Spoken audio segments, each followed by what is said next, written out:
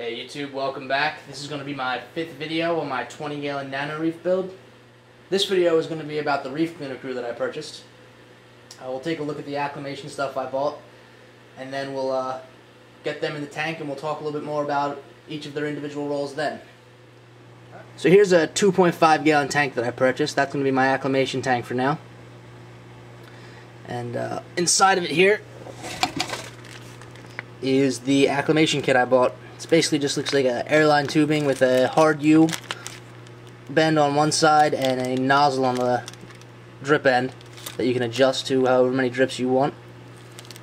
So it's pretty simple, it looks like. Just get a siphon going and then wait a couple hours while it acclimates. Alright, real quick before we start the acclimation process, I want to give you a look inside the packaging that they all came in. This right here, take some of the bags out a little bit and I'll show you. Some hermit crabs there. It might be the scarlet hermit crabs.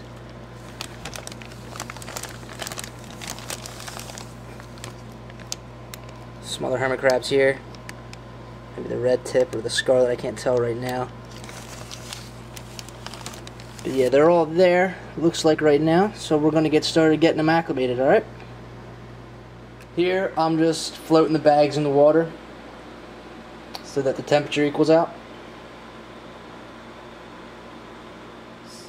So here is the acclimation process in work. Now I have hermit crabs in there right now, and some may say it's not really necessary to drip acclimate a 90-cent hermit crab, but I figure it's good practice and it can't hurt, so that's why I'm doing it. And I'll try and get the snails and the emerald crabs in here, and then we'll wait a couple hours and see what they do in the tank.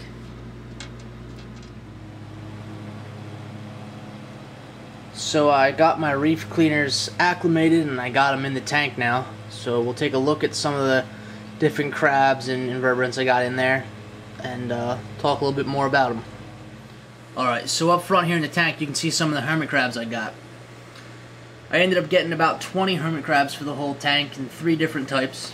I got some dwarf blue leg hermit crabs, some scarlet reef hermit crabs, and some dwarf red tip hermit crabs. Now all the hermit crabs serve somewhat of the same purpose in that they all eat algae and a lot of them eat cyanobacteria if there is any. They all also serve as sand sifters, so hopefully they can aerate the tank a good bit by churning that sand around.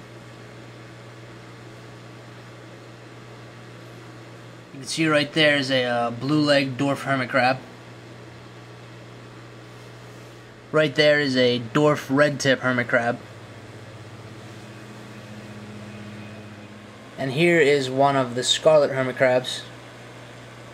A little hard to tell with his back turned to us, but they're a little bigger than the other hermit crabs. But they don't seem to be quite as active.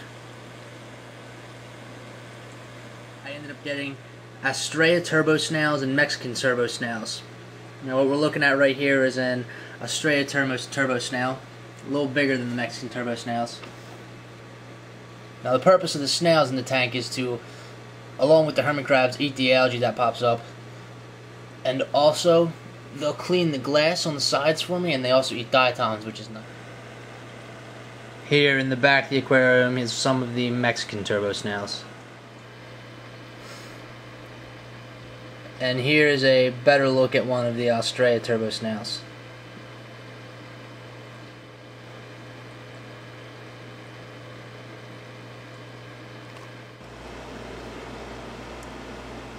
Right there on the underside of that sponge is an emerald crab. It's a little hard to make out, but they've been hiding all day, so this is the best shot I could get of them. And their role in the aquarium is going to be to hopefully keep the algae clean off the rocks.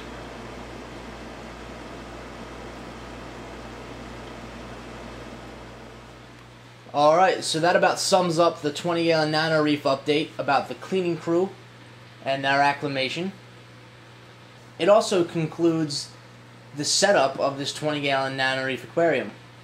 The reason I decided to include the cleanup crew in this series of videos is because I really believe they are the last step in setting up this aquarium. At this point, it's ready for coral and it's ready for other livestock. The cleanup crew has been here for a couple of days working, cleaning things up. We'll get closer in a second and take a look at how it's going. But now I'm hoping to take these videos in a different direction a little bit and start doing more so updates about corals and things like that, but also take the videos in a more educational direction. Also, I have ideas about starting a blog that I want to possibly start posting articles to follow up my videos on, so I can encompass more details and things that I may miss during these videos. But more is to come on that later. Right now, we'll just take a look around the tank and see what's going on, and that'll sum up this video.